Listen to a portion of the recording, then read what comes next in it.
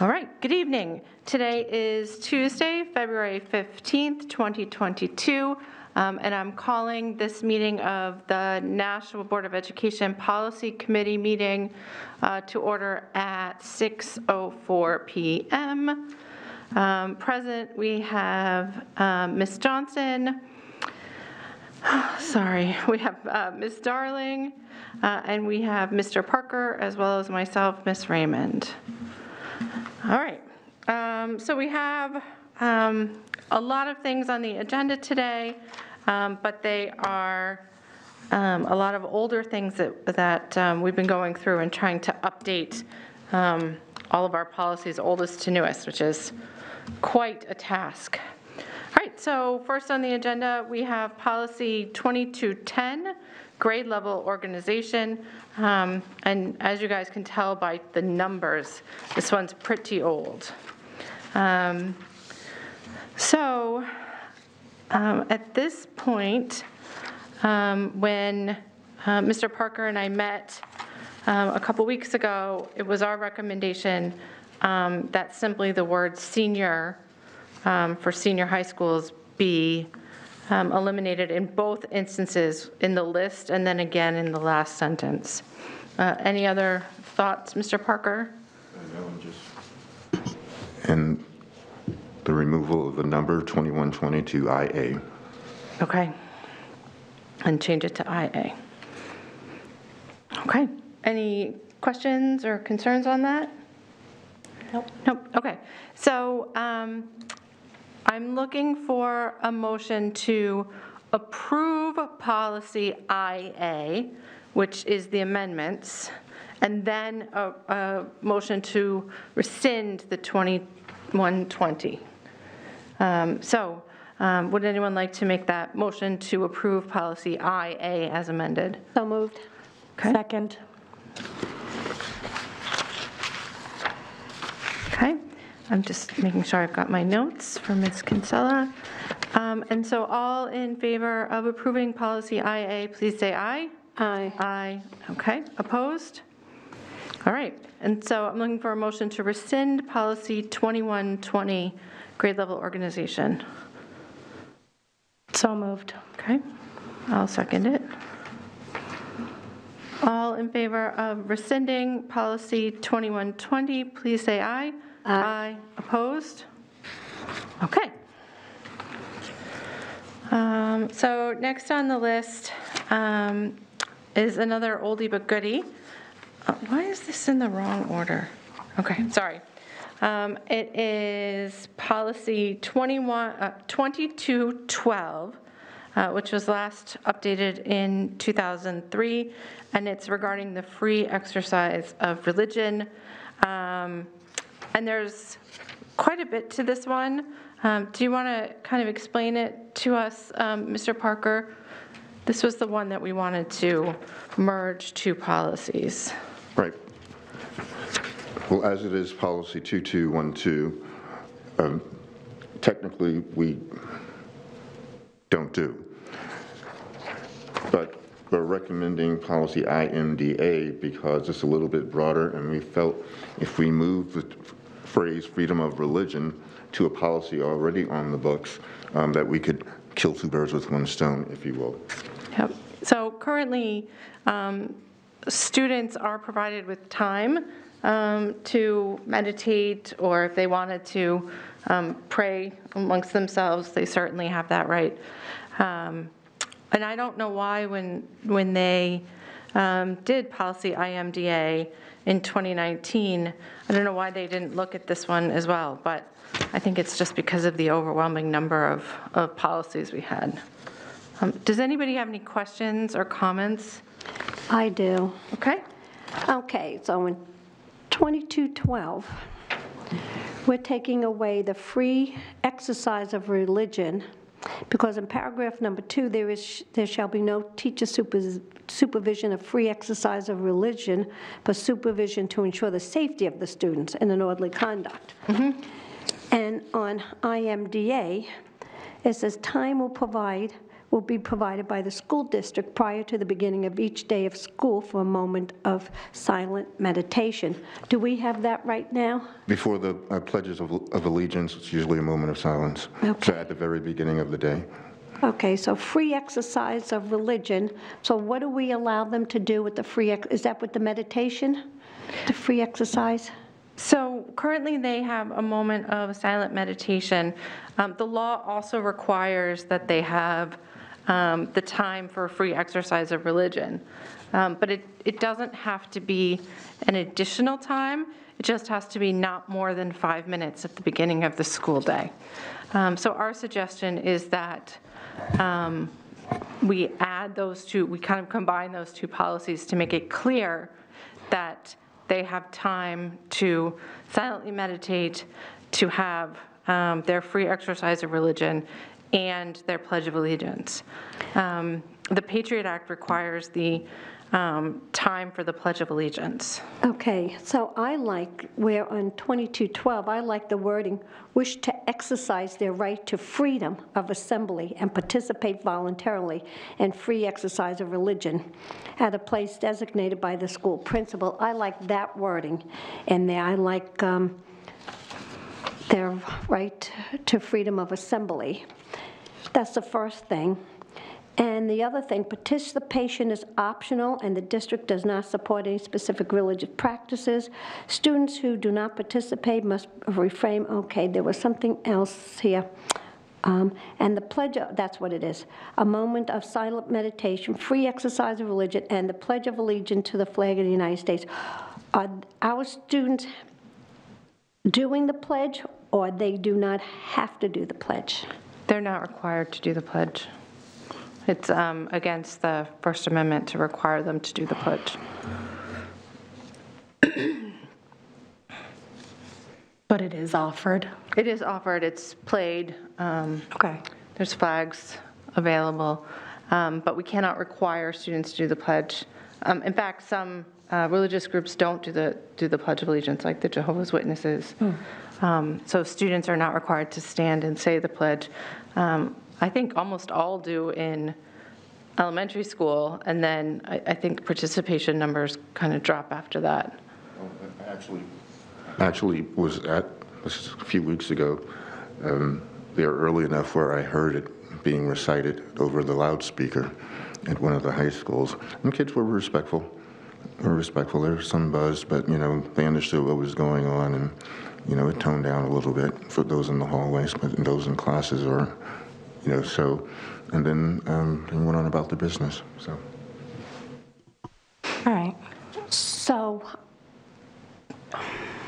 Ms. Johnson, I was going to ask Ms. Johnson, do you think that it would be better, instead of inserting free exercise of religion into the paragraph on IMDA, do you think it would be better to just take that paragraph and put it at the beginning of 2212 and use that as a way to merge the two?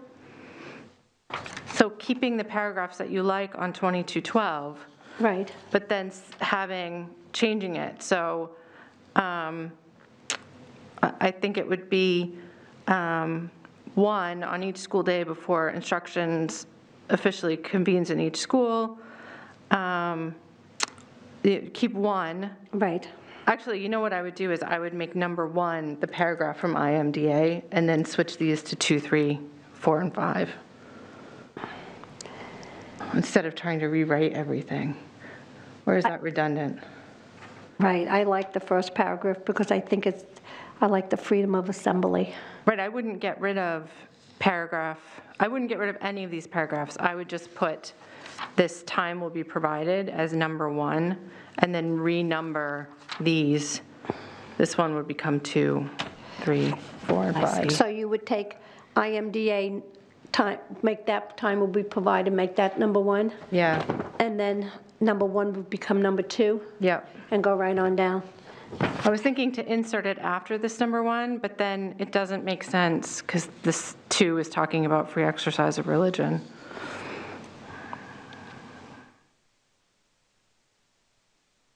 Unless we make these like indented, you know what I mean? Right, right. I think, 1 and then A, B, C, Yes. and then maybe 2 would be IMDA. I don't really have a preference one way or the other. Can we just send this back and have it come back at our next policy meeting to review? We could, but this is kind of what we do, right? We play with the wording and figure it out. That's fine. That's fine. So it's up to you. That's fine. I don't care how it's worded, but I want this first paragraph in. Do you want this first paragraph first or second? I want it first. Okay, so my suggestion is we leave this as 1, indent these, say A, B, and C, and then take number 2 would be the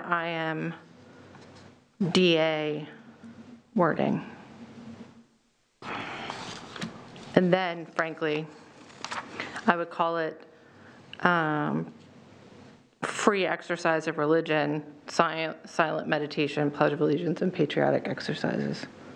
Right, just keep the title the same. Yeah.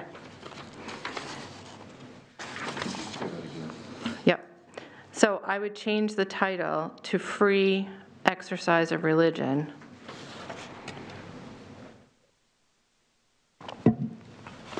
Comma, and then everything else that's there. And then this one would become number 2, right? So the new one is, I like that. so it's lucky I have these back to back. I'll give this to Tara if you want. So now this becomes IMDA, right? And then the language is number 1, A, B, C, and then number 2 would be the IMDA wording. Yep. And then at the end, we would need the legal references from IMDA. And if you could ask Tara to put up, make sure everybody gets this updated one where we've just changed it. Because Yep. otherwise, it's going to get confusing come Monday night. Yep. Thank you.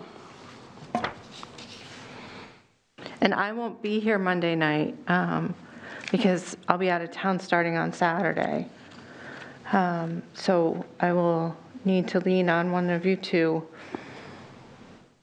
I got you for whatever you need. All right.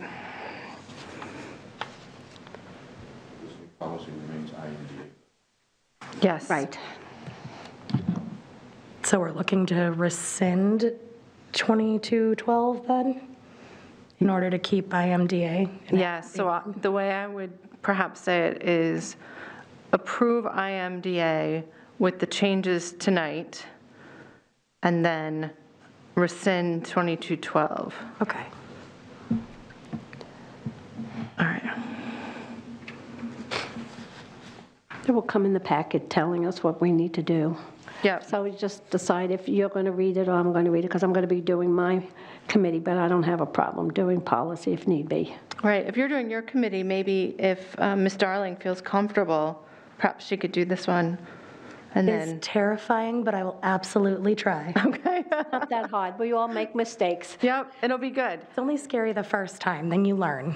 Okay, so the motion is to approve policy IMDA as amended tonight. Okay, I'm gonna just make that motion. I'll second it. Okay. And if, Clarification, so we need to want free exercise of religion. no, because that would then become redundant.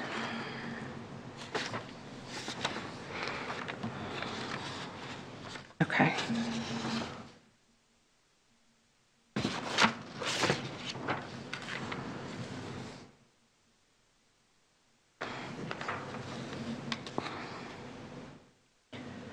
Okay. So we're going to keep that. Okay, so on the motion to approve IMDA as we have amended this evening, all in favor? Aye. Aye. Any opposed? Okay. And we need a motion then to rescind 2212 so we don't have two of the same thing. So moved. Okay? Second.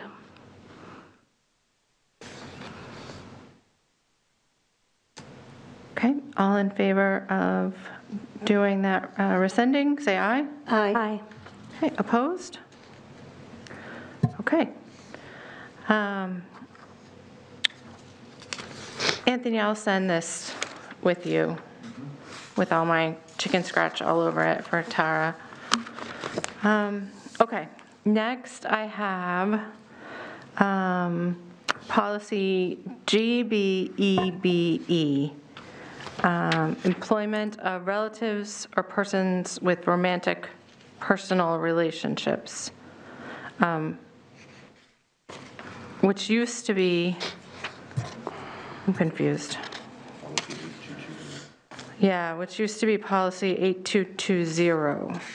Do we need to? Yes, we do. I'm just getting confused at the ordering. All right, so we had a policy 8220 regarding relatives or persons with romantic relationships, and Tara has given us a letter designation for it, and then we've updated the language with Ms. Carey from HR. Yes. Yes, okay. An updated version, more robust, and explicitly talks about romantic relations. So it's more robust and broader in scope, as I said in the original memo, just adding a specific portion about romantic relationships that 8220 did not cover. So the rest is relatively towards the same end, about conflicts of interest and the appearance of impropriety with managing a relative or a love interest. Okay. So. Okay. Ms. Johnson? I'd like to amend it. Okay. Ms. Brown sent me a couple of changes here. And in paragraph 2, it says the board prohibits the appointment or continuing assignment of any person or to a position for which his, her relative or person with whom he, she has an intimate or romantic relationship or a close personal friendship remains. So she wants to add or close personal relationship. So I guess my question is, what's the definition of a close personal relationship or friendship as opposed to a romantic relationship? You can be really friendly with people and ask you if they could, you know, help get a job or something. So it's a different type of thing. Friendship. What about things like roommates?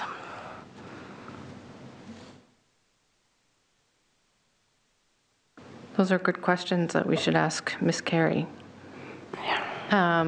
Personally, I feel like a friendship is different, and one would hope that someone could be professional in that capacity. And then I guess my other thought is, where do you draw the line in that circumstance? You know, an intimate partnership or a romantic relationship has some sort of boundaries that are definable, but at what point do you go from being associates, colleagues, friends, work friends, friends outside of work? Like, at what point is it where it's too close of a friendship to be able to be supervising each other? I don't know. I don't know what the answer to that is. And so that's what I would want Ms. Carey to help us with. Oh, can you turn your microphone on? I'm not voting, but, you know, I will talk to Ms. Carey about that. But myself would be a little leery of putting close personal friendships, because that's in the eye of the beholder. Romantic relationship is pretty clear. What about? Okay, or you're my uncle, my son, what have you, and I supervise you. I think that gets tricky. Right. What about Ms. Darling's question about persons who reside in the same household?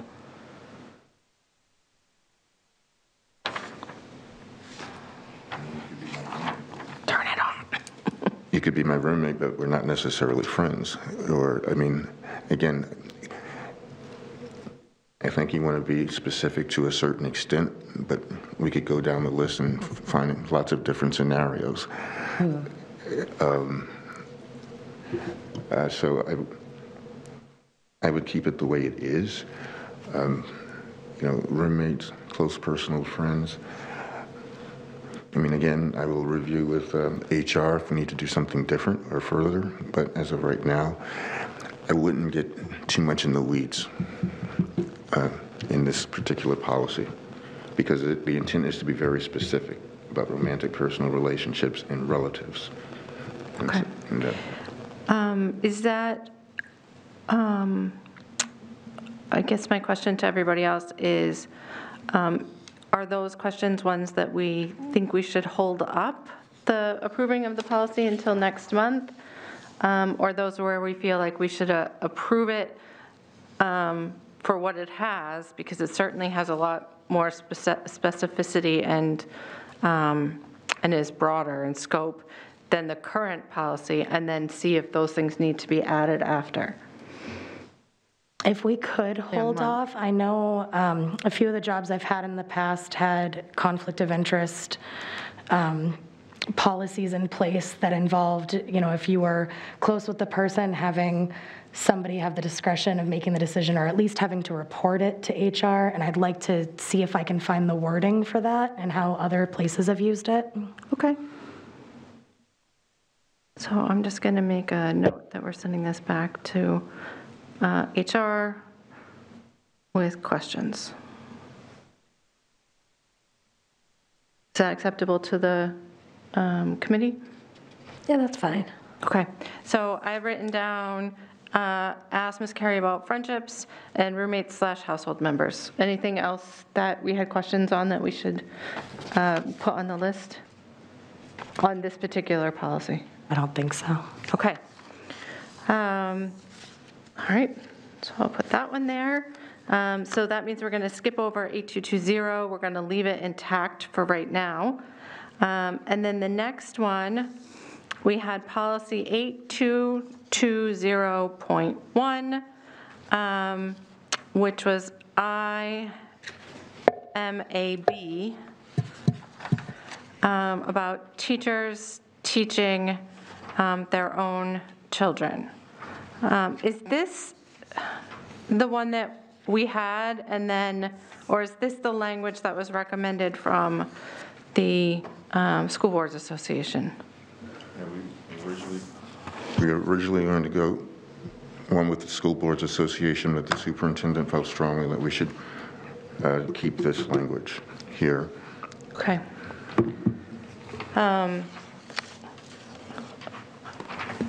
During our discussion, I had asked Mr. Parker to look up the one that the School Boards Association recommended, and the language there was a little bit looser in allowing, where did I put it?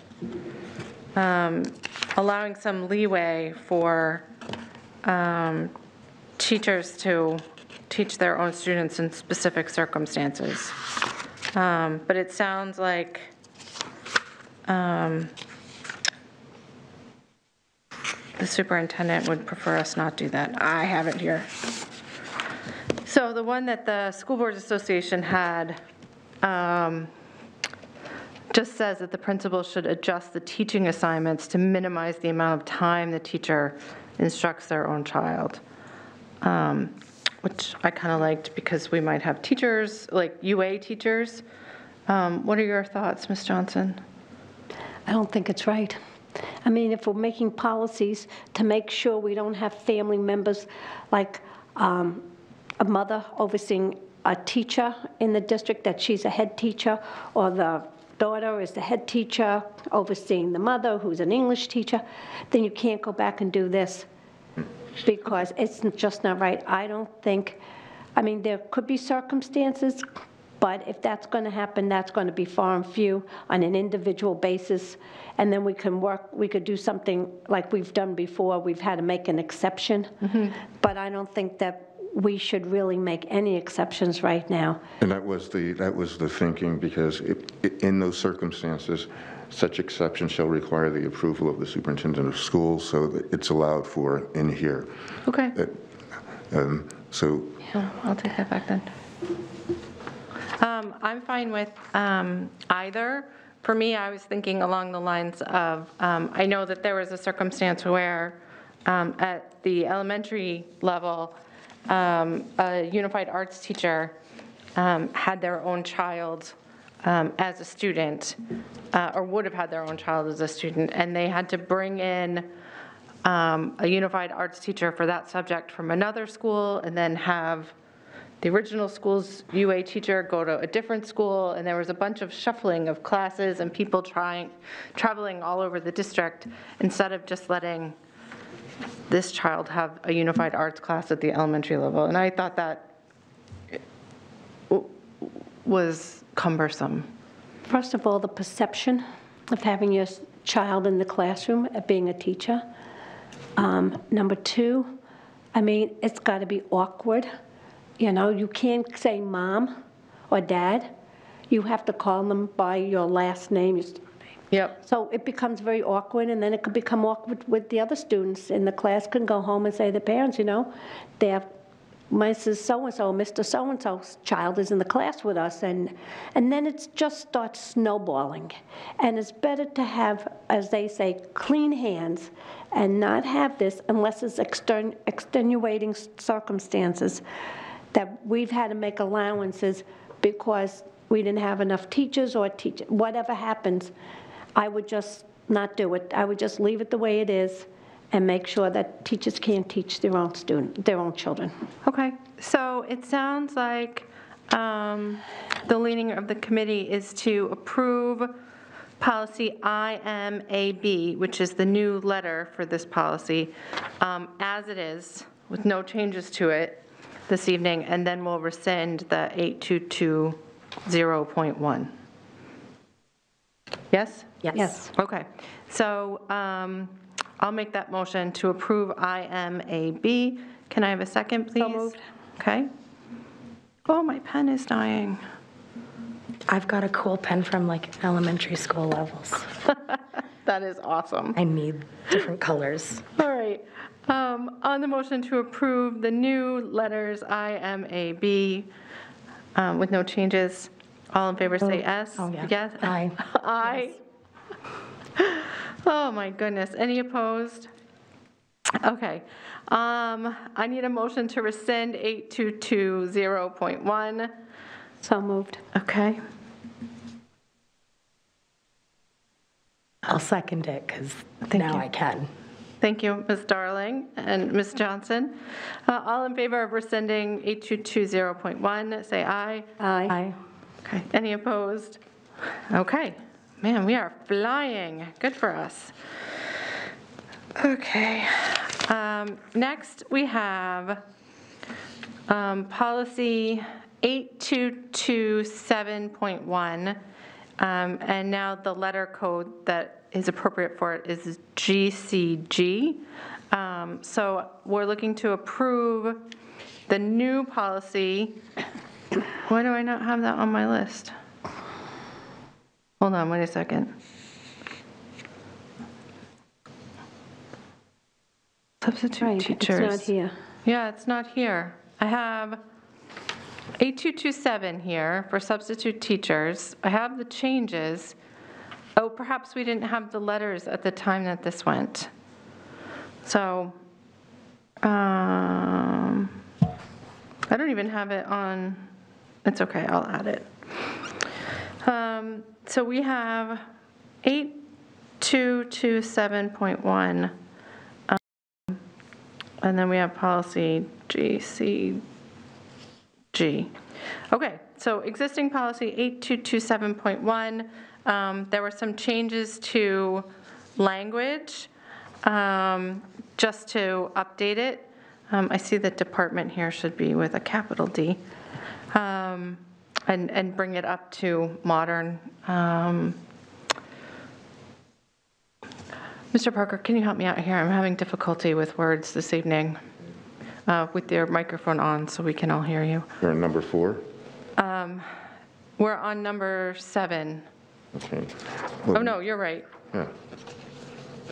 Right, the change here is screening of applications and applicants. We're changing the Department of Human Resources to the Human Resources Department. Will screen all substitute applications and set up interviews for candidates, meeting selection criteria with the principal from the grade levels that the applicant has requested, i.e. secondary and/or elementary. That's how that sentence should read. Okay. Does anybody have any questions or comments on this one? So I also talked to Jess Brown today, and she had suggested some wording that I really liked after the interim substitute as a certified teacher, adding, I'm sorry, where are you? That's Number number two. 2. Number 2, okay. adding a teacher that is in the process of pursuing a state certification, or a teacher with specific subject-related expertise as deemed appropriate by the superintendent. The example that she gave that kind of sold it for me was, let's just say the shop teacher, has to be out for a few months, and we can't necessarily find another certified teacher to teach shop. Being able to use, say, a carpenter who's experienced in the field that's willing to take the job temporarily. Who's in the process perhaps of getting their certification, or who is a highly Yep. qualified individual. So, Mr. Parker, is the designation highly qualified, is that something that the state uses and they submit a list for it, or no? Yes, I believe that's correct. Yes, I believe that's correct. That's a certified teacher, highly qualified. So, Because I know, like, if we're looking for example, a science teacher, like a physics teacher, you don't have to necessarily be certified in physics if you can demonstrate to the state that you meet a highly qualified status, and then you have a certain amount of time to get it. But I think it's like an official designation and not something that we can just, like, throw in there. Is there a rule, a state law or a state Department of Education requirement that interim substitutes be certified as opposed to pursuing their certification? I believe that is. That's why we wanted to put it in there. If it's more than 20 days, you need to be a certified teacher in that area. And so, Oops, you keep turning let's it just off. coming from HR, it'd be loath to just change the language. All right, we can come back to it, but this has been reviewed by Human Resources Department, who are familiar with all the laws and the language. And so there's a reason we put that in there. We wanted to be explicit about it, that this is to be an interim. This is the requirements. Okay. I'm just checking the Google. Any other questions or comments? I thought you had your hand up while I kind of see if I can look this up. Oh, I got the same message from Ms. Brown. I wish Ms. Brown would just send it to me, because then I would have it. Okay. Any other thoughts? Questions? So we're going to have to just leave it as certified the way it is here without adding that additional sentence? I think so. My phone is not connecting to anything right now, so I can't quickly Google to see if I can come up with the Department of Education. Apparently, I'm not connecting to Wi-Fi here. I would say that Ms. Carey at HR did review this, and so I don't know. Actually, it says right here, Ms. Carey's comments. I know it just has these comments. 5th, in the section interim substitute, if a substitute works more than 20 days, they must be certified as a teacher. So to me, there was a reason why she said that. I hate second guessing our department, our head of HR. Can I make a suggestion? Yes. That we approve it the way it is, ask the question to see if we can add that to it, and if we can, then we'll just have it amended for the full board meeting. If we can't, then we'll just be, this way, she could tell us at the board meeting whether or not it can or cannot be amended. If it can be, then we'll just vote on the amendment, and if not, then it just stays the way it is. This way, we don't have to hold it in committee. Does Okay. that sound reasonable? It does. Okay. All right, so can I have the exact words that Here. Ms. Brown wanted, so that I can make sure that Ms. Carey gets them? Yeah, I could pass this over. Oh, great. I'm so glad that you had a printer that worked. Yeah, oh, good, it's for both of these are the ones that we wanted Ms. Carey to look at anyways. I ran out of ink. Okay. So expensive. please ask D. Carey. Okay, so held at policy. I'm making a note on this, that the first one, the employment of relatives, we've held, we're not approving it, but the second one is forwarded to the board. Well, if we pass it in 1 second.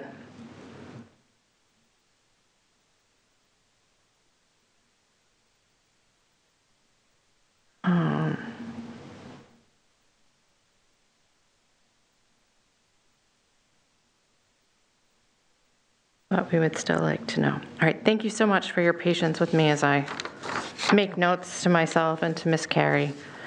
Okay, so on policy GCG, substitute teachers, there's two small, tiny things that I'd like to have changed myself. And one is on item 3, paragraph 2. It's the teacher's salary, but the apostrophe should be after the S because it's more than one teacher's salary schedule. And then the second thing is on number 4, under Human Resources Department, department should be capitalized to be consistent. That's all I had. Anybody else? I didn't even pick up on that comma. My dad was an English teacher. That would do it. Like, I don't know what to say. I used to fax him my essays when I was in high school because he lived out in Chicago and we lived in Massachusetts. And I would fax him my essays and be like, can you please edit this? Because I was a terrible speller, and this was back before. Spell check? Yeah, before computers, I typed it up on like a word processor. Anyways, that's a complete aside. All right, so on policy GCG, the motion is to send GCG to the full board as amended. Okay, who would like to make that motion? So moved. Okay, Second.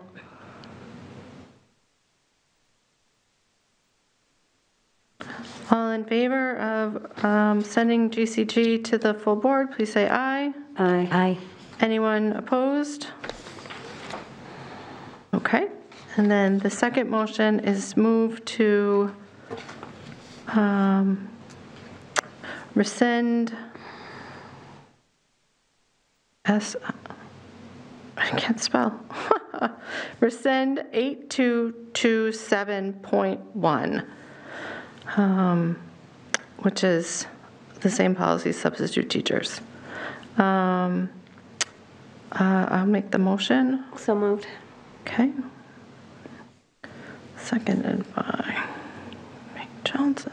I don't like taking notes and also trying to run the meeting. All in favor of rescinding it, please say aye. Aye. Any opposed? Okay. So the next item on the agenda is, wait, I've confused myself. The next item on the agenda is policy EBBB. Oh, there it is, which is accident reports. And interestingly, we were going through these, and Jen Bishop left a list when she, at the end of last year, of all of the policies in sequential order for how oldest to newest. And EBBR was on that list next after these, which is only this form. And I said, well, if it's an R, there's got to be something that goes with it. We should look at that one too. So Mr. Parker was going to take EBBB and speak to Mr. Lassard about it, our security. What's his actual title? Director of Security? On Assistant Director for Plan Ops and for Security. Okay. He just knows everything about keeping our kids safe. So, what did he have to say, Mr. Parker? Well, I spoke to him on... Mike, please.